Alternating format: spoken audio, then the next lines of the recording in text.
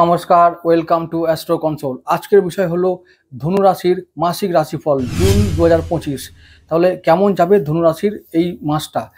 প্রথমে বলবো যে বৃহস্পতি কিন্তু তো তোমাদের সপ্তমে চলে এসছে, তোমরা জানো। মে মাসেই অনেক কিছু মানে অনেকগুলো গ্রহের ট্রানজিট হয়ে গেল, কমপ্লিট ফিনিশ। তো এরপরে ফল দেওয়া শুরু, তোমরা সবাই জানো, নতুন করে বলার কিছু নেই। এই জুন মাসে 6ই জুন বুধ রাশি পরিবর্তন করে চলে যাবে বৃষ থেকে মিথুনে। আবার 7ই জুন মঙ্গল রাশি পরিবর্তন করে চলে যাবে কর্কট থেকে সিংহে। তাহলে এই দুটো গ্রহের এই জুন মাসে রাশি পরিবর্তন আছে। আর শেষের দিকে শুক্র যাবে মেষ থেকে বৃষ রাশিতে, সেটা একেবারে শেষের দিকে, তাই এর প্রভাবটা খুব একটা পড়বে না। তাহলে যেটা পজিটিভ দিক দেখতে পাচ্ছি এই সপ্তাহে, মানে এই মাসে অষ্টম ভাবে সপ্তমপতি থাকবে এবং আমাদের পঞ্চমপতি অষ্টম থেকে নবম যাবে, মানে ভালো এবং মন্দ দুটোই হবে। তাহলে চ্যালেঞ্জ ও সুযোগ দুটোই আসছে, এটা বলা যায়। তাহলে কোন কোন দিকে চ্যালেঞ্জ ও কোন কোন দিকে সুযোগ আসবে সেটা আমি একেবারে লগ্নভাব থেকে শুরু করে দ্বাদশ ভাব পর্যন্ত বলতে থাকবো। তো প্রথমে আমি লগ্নভাব থেকে শুরু করি। লগ্নভাব প্রথম ফার্স্ট হাউস ধনুরাশি, তোমাদের এক নম্বর ভাবটা, তার অধিপতি এখন একবারে সপ্তম ভাবে আছে এবং তার তোমাদের যে 1 নম্বর ভাবে এবং চতুর্থ ভাবের মালিক কোথায় আছে এখন?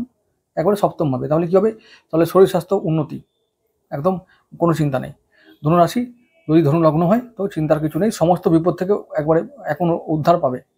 তোমাদেরকে বলবো যে রাহু থার্ড হাউসে এসছে, মানে এখন তোমাদের উন্নতি উন্নতি উন্নতি, তোমাদের উঠতে কেউ পারবে না, এখন পরিশ্রমের ফল তোমরা পাবে। আর ওদিকে ফোর্থ হাউসে শনি শনির কাজ করবে। শনি তোমাদের সঠিকভাবে, আত্মা যদি শুদ্ধ হয় তাহলে আত্মার ফল শনি তোমাদেরকে দিয়ে যাবে। আমার আত্মাটা ফোর্থ হাউস, তাহলে ফোর্থ হাউসে শনি তোমাদেরকে সঠিকভাবে ফল দিয়ে যাবে, অর্থাৎ বঞ্চিত কেউ হবে না শনির থেকে, এটা বলতে পারি। তাহলে বলবো যে এই মাসে তোমাদের মোটামুটি কি বলবো, পারিবারিক শান্তি, মানসিক শান্তি বেশ ভালো থাকবে, চিন্তার কোনো কারণ নাই। চলে আসবো এবারে দ্বিতীয় ভাব। তাহলে দ্বিতীয় ও তৃতীয় ভাবের মালিক হচ্ছে আমাদের শনিদেব কোথায় আছে? ফোর্থ হাউসে। তাহলে দ্বিতীয় ভাবটা কি? আমাদের আত্মীয় স্বজন, আমাদের সঞ্চিত সম্পত্তি আর আমাদের মুখের বাণী, এই সমস্ত কিছু দ্বিতীয় ভাব। আর তৃতীয় ভাবটা কোনটা? আমাদের রোজকার জীবনের কাজকর্ম। তৃতীয় ভাবটা আমাদের আত্মীয় স্বজন, ভাই বোন, এরা কেমন থাকবে এখন, এরা আমাদের সঙ্গে কি বিহেভটা করবে এরকমভাবে যে এখন শনি ওইগুলো শনি নিয়ন্ত্রণ করছে। শনি এখন নিজের রাশিতে আছে, তার মানে নিজের নক্ষত্রে আছে। শনি নিজের নক্ষত্র থাকার জন্য কি হবে? আনন্দে আছে শনি। তাহলে এগুলো থেকে পজিটিভ ফল দেবে। তাহলে পজিটিভ ফল মানে ওইভাবে সঞ্চিত ধন কেমন হবে? আমার ভালোই হবে, মানে আয় হবে, সঞ্চয় হবে, ভাই বোনদের সঙ্গে সম্পর্ক ভালোই থাকবে। যেহেতু শনি তো আমাদের নিউট্রাল গ্রহ, তাই ওদিক থেকে একটা নিউট্রাল সম্পর্ক আমরা পাবো, আর সমস্ত কাজে সফলতা পাবো। এবং যেটা হচ্ছে যে যোগাযোগ বাড়বে, বন্ধুত্ব হবে, কোনো চিন্তা নেই। আর চলে যাব পরবর্তী যে ভাব, সেটা হলো পঞ্চম ভাব ও দ্বাদশ ভাব, দুটো ভাবের মালিকানা আছে কার হাতে? মঙ্গলের হাতে। মঙ্গল আমাদের এখন আছে অষ্টমে, কিন্তু 7 তারিখে চলে যাবে নবম ভাবে। তাহলে কি হবে? ডেফিনেটলি বলতে পারি যে এই ক্ষেত্রে তোমাদের উন্নতি। কোনটা? আগে ভাবগুলো জেনে নাও। কি পঞ্চম ভাবটা কি বলেছি? সন্তান। পঞ্চম ভাবটা আমার চেষ্টা, আমার ভবিষ্যতের পরিকল্পনা। পঞ্চম ভাবটা আমার প্রতিভা।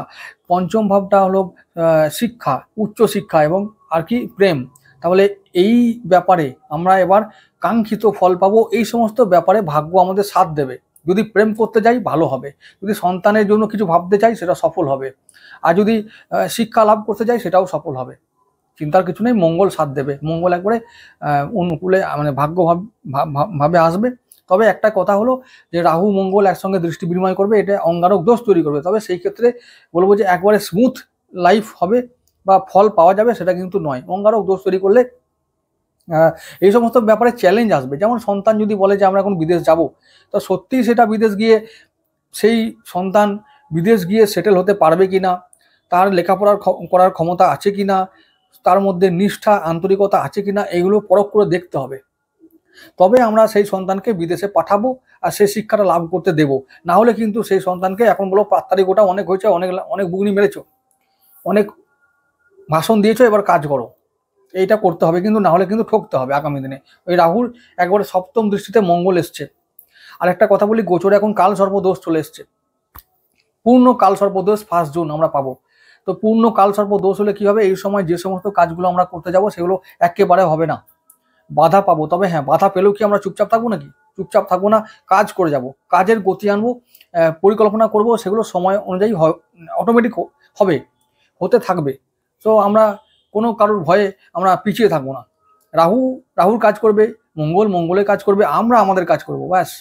এটা তোমরা মনে রেখো। যদি সন্তান সত্যি তার মধ্যে যদি যোগ্যতা থাকে, তার মধ্যে যদি নিষ্ঠা যদি থাকে, আন্তরিকতা, তাহলে কিন্তু তাকে যেতে হবে বিদেশে, তাকে বিদেশে গিয়েই সেটেল হতে হবে। কারণ রাহু বিদেশে গিয়ে সম্ভাবনা, তো রাহু এটা করে দেবে, যার যোগ্যতা আছে তাকেই দেবে, যার যোগ্যতা নেই যদি ফাঁকা বলি মারে যে গিয়ে চলে গেল বাবা টাকা ওড়াতে, তাহলে কিন্তু সে ফেল করবে। তো সুতরাং সেদিক থেকে সাবধান। আর প্রেম, দূর থেকে প্রেম হবে। দূর থেকে প্রেম কেমন? প্রেম ঘরের কাছে প্রেম হতে পারে, দূর থেকে হতে পারে। তো তোমাদের দূর থেকে প্রেম হবে এখন কিরকম? ওই যে সোশ্যাল মিডিয়া, ওই যে কোনো একটা মাধ্যম থেকে প্রেম হয়ে গেল, পরিচয় হয়ে গেল, ব্যাস প্রেম শুরু, খুব উড়বে হাওয়ায়। কিন্তু ওই হাওয়ায় ওড়াটা কতটা সঠিক সেটা তোমাদের এখন ভাবতে হবে, নাহলে কিন্তু রাহু দিয়ে দেবে একদম। তো সেদিক থেকে সাবধান। চলে আসছি পরবর্তী। হ্যাঁ, আবার বলছি, যেহেতু মঙ্গল দ্বাদশ ভাবের কারো কথা বহন করে, তাই সেখানে আবার রাহু দৃষ্টি পাবে, তাহলে বিদেশ থেকে টাকা আসবে, বিদেশি ইনকাম হবে, বিদেশি অর্থ পাবো, শেয়ার মার্কেট ফাটকা থেকে লাভ হবে। সেগুলো থেকে সাবধান থেকেও তোমরা কাজ করবে। আমি বলছি যাদের মধ্যে জিগর আছে, যাদের ট্যালেন্ট আছে, তো তোমরা ইনকাম করে যাও, তোমরা এখন থেকে টাকা ইনভেস্ট করো, প্রফিট পাবে। আমি বলছি জ্ঞান থাকা চাই আর জিগর থাকা চাই, তবে তোমরা ওখান থেকে লাভ পাবে। আর যদি মনে করো ভয় করছো, দরকার নাই, রিস্ক নেবে না, লং টার্ম ইনভেস্ট করো, লং টার্মে গেইন করতে পারবে, ব্যাস এটা বলতে পারি। চলে আসছি পরবর্তী ভাব, যেটা হচ্ছে 6 আর 11। 6 11 কি না, আমাদের শুক্র কি করবে? 6 মানে শত্রুতা।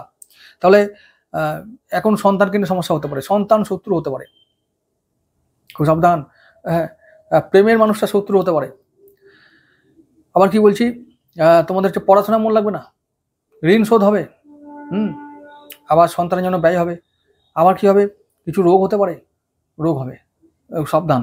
লাইফস্টাইল ডিজিজ, বিশেষ করে ব্লাড সুগার, আবার কিডনি, প্রস্টেট, এগুলো থেকে সাবধান। যাদের আছে তাদের খুব সাবধান থাকতে হবে। আবার চলে আসছি, কী বলবো, ঋণ শোধ বলেছি, শত্রু পীড়া একটু হবে। আর একাদশভাবে আয় কেমন হবে? আয়টা ভালোই হবে, আয় এই মাসে ভালো, কারণ শুক্র একেবারে তাকিয়ে থাকবে আয় ভাবে। যদি জন্মছকে শুক্র ভালো থাকে, তাহলে শুক্র এবার এই মাসে তোমাদের আয় দিয়ে যাবে, যথেষ্ট আয় দিয়ে যাবে, আয় নিয়ে চিন্তা নেই। আয়, সঞ্চয় ও ঋণ শোধ দুটোর মধ্যে ব্যালেন্স থাকবে, মানে এই তিনটের মধ্যে ব্যালেন্স থাকবে, তো ভালো ফল। চলে আসছি পরবর্তী যে ভাব, সেটা হচ্ছে সপ্তমপতি আর সপ্তম ভাব, আর সপ্তম ভাবের আরেকটা ভাব আছে, সেটা হচ্ছে দশম ভাব, মানে বুধ, মিথুন আর কন্যা দুটোর মালিক কিন্তু বুধ। তো বুধ এখন কোথায় আছে? বুধ আছে তোমাদের ষষ্ঠ ভাবে। তাহলে কিরকম ভাবে, ওই যে এখন হচ্ছে পার্টনার শত্রু হতে পারে, আমার জীবনসাথী শত্রু হতে পারে, জীবনসাথী এখন ডিমান্ডিং হতে পারে, জীবনসাথী আমাদের এমন ডিমান্ডিং হবে যে তার খরচ জোগাতে মুশকিল হয়ে পড়বে, মানে এখন ঋণ করতে হতে পারে। যারা ব্যবসায় ইনভেস্ট করতে চাইছো তাদেরকে বলবো যে এই সময় সাবধান, ব্যবসায় ইনভেস্ট করবে চিন্তা ভাবনা করে, খুব সাবধান, লস হতে পারে, পার্টনারশিপ ব্যবসায় লস হতে পারে। তো এই সমস্ত জায়গায় সাবধান থেকে এগো, তাহলে কাজ হবে। ভালো কি হবে? ভালো হবে ওটাই যে সপ্তমভাবে বৃহস্পতি আছে, যদি বিপদে পড়ি উদ্ধার পেয়ে যাবো, কিন্তু বিপদরা ইচ্ছাকৃত করলে হবে না, বিপদরা অজ্ঞাতে হতে পারে, কিন্তু ওই ইচ্ছাকৃত করবো, লাভ করতে যাবো, চলো দেখি একটু ট্রাই করে দেখি, ব্যাস তখন কিন্তু বিপদ, তাই সাবধান। আচ্ছা, আবার বলছি, বৃহস্পতির যে পঞ্চম দৃষ্টি আয় ভাবে আছে, আয় হবে, মনের মতো করে আয় হবে, তাহলে ভালো, এটাই আমার আয় হলো। এবার তুমি ঋণ শোধ করবে না, গাঁজা খাবে, সে তুমি ব্যাপার। চলে আসি, তাহলে কর্ম কেমন হবে? কর্মপতি এখন কোথায় যে ষষ্ঠ হবে, তো কর্মের জায়গায় উল্টো পাল্টা, কর্মের জায়গায় এখন একটু সাবধান থাকতে হবে। কর্মের জায়গায় শত্রুতা হতে পারে, কর্মে বাধা, কর্মে একটু সমস্যা থাকতে পারে, তাও কিছুদিনের জন্য। তারপরে বুধ চলে যাবে 6 তারিখের পরে, কবে? ওই যে মিথুন রাশিতে তোমাদের সপ্তম হবে, তাহলে কি হবে? তখন ব্যবসায় উন্নতি, তখন আবার সব এই কর্মের জায়গায় আমার উন্নতি হবে। তো চিন্তার কিছু নেই, মাত্র 6 দিনের জন্য কি হবে, বুধ একটু সমস্যা দেবে, সমস্যা মানে একদম সমস্যা, মানে ওই যেগুলো বললাম কর্মের সমস্যা, তো ব্যবসায় সমস্যা, সেগুলো ওই 6 দিন। তারপরে 6 তারিখের পর থেকে বুধ আবার ব্যবসা, কর্ম সব কিছু ভালো করে দেবে, ঋণ শোধ হয়ে যাবে, তখন আয় হবে ভালো, মাথা ঠিক থাকবে, পার্টনার মানে জীবনসাথী ভালো বিহেভ করবে, যে আমার পার্টনারে মানে ব্যবসায়িক পার্টনার সে ভালো বিহেভ করবে, ঠিক থাকবে তখন। আবার প্রথম 6 দিন সাবধান। তারপরে চলে যাব 8 নম্বর, চন্দ্রকে নিয়ে কোনো কি বলবো, চন্দ্রকে নিয়ে এতটাই মানে চন্দ্রকে নিয়ে তোমাদের কারো গ্রহ ভালো গ্রহ সে ভালোই করবে। রাহু আর শনির সঙ্গে যেদিন যাবে সেদিন সাবধান থাকবে, সেদিন পাঁচই দেখবে। আর না হলে আমার চ্যানেলে লক্ষ্য রাখবে, আমি রাশি ফলে বলে দেবো, সাপ্তাহিক রাশি ফলে কেমন যেতে পারে। তো চন্দ্র রাহু শনির সঙ্গে ছাড়া ভালো ফল দেবে। আচ্ছা, এবারে নবম ভাব রবি। রবিদেব কোথায় আছে এখন?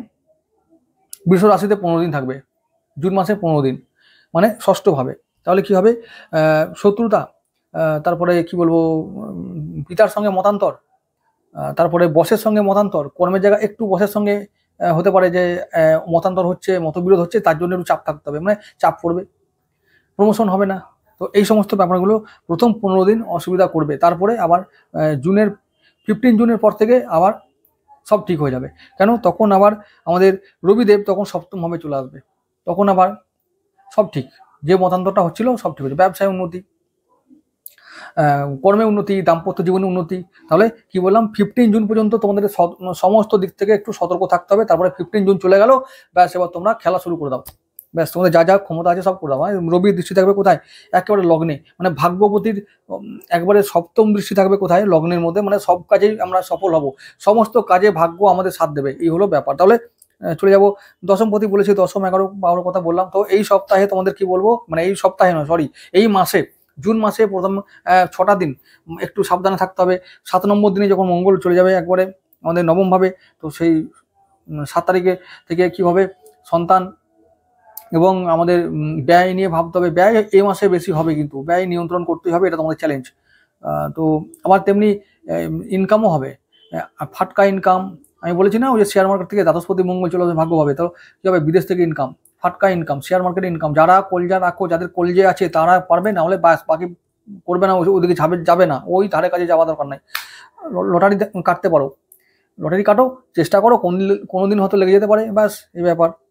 তো তোমাদের কি বলবো, এখন রাহুকে জব্দ করতে হবে, এই মাসের সব থেকে বড় চ্যালেঞ্জ। রাহুকে জব্দ করার জন্য কি বলেছিলাম, রাহুকে জব্দ করার উপায় আমি শর্টসে অনেক ভিডিও দিয়েছি, সেগুলো দেখতে পারো। না হলে আমি ছোট্ট করে বলছি কি করবে, না ওই যে গুরুতত্ত্ব বাড়াও, কি বললাম, বৃহস্পতিকে স্ট্রং করো, তাহলে কিন্তু রাহু জব্দ হয়ে যাবে।